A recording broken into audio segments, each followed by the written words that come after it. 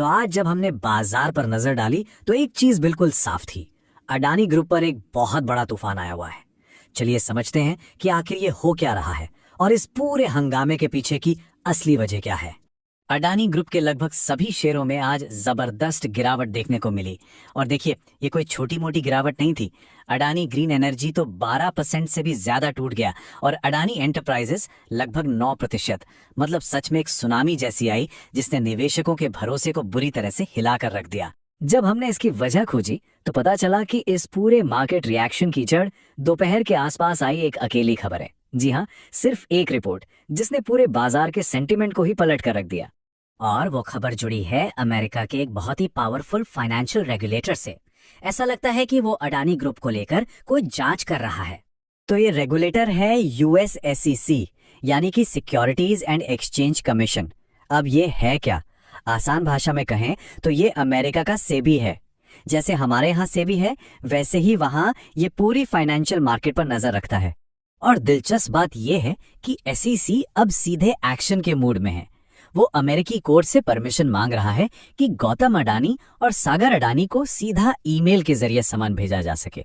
मतलब वो जो ऑफिशियल सरकारी रास्ते होते हैं ना, उनको छोड़कर सीधे ग्रुप के टॉप लोगों तक पहुंचना चाहते हैं। इस पूरी जांच के सेंटर में है लगभग $250 मिलियन। आरोप यह है कि इतनी बड़ी रकम की रिश्वत दी गई थी ताकि सोलर प्रोजेक्ट्स में कुछ फायदे वाली शर्तें मिल सकें। तो मोटे तौर पर दो बड़े इल्जाम हैं। पहला, जैसा हमने कहा, सोलर प्रोजेक्ट्स के लिए अधिकारियों को रिश्वत देना।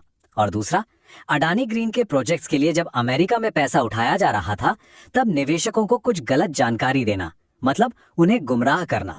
देखिए, कहानी ये है कि SEC ने लगभग 14 महीने पहले सरकारी चैनलों से समन भेजने की कोशिश की थी, लेकिन 14 महीने गुजर गए और इस केस में कोई खास प्रोग्रेस नहीं हुई। शायद इसी वजह से अब SEC का सब्र जवाब दे गया और उन्होंने ये ज्यादा आक्रामक तरीका अपनाया है कि अब सीधे ईमेल से ही बात होगी। तो सबसे जरूरी बात जो हमें समझनी है वो ये है कि ये सब अभी सिर्फ और सिर्फ आरोप हैं। पहली बात, मामला पुराना है। दूसरी बात, अभी तक कुछ भी साबित नहीं हुआ है और टेक्निकली ये नए समन तो अभी तक भेजे भी नहीं गए हैं, सिर्फ परमिशन मांगी गई है। बाजार को डर इस नई हरकत से लगा है। ये एक सिग्नल की तरह है कि जो केस पिछले 14 महीनों से ठंडे बस्ते में पड़ा था, अब उस पर शायद तेजी से काम हो सकता है। और जब भी इस तरह की अनिश्चितता बढ़ती है तो बाजार को हमेशा बुरे से बुरे नतीजे का डर सताने लगता है।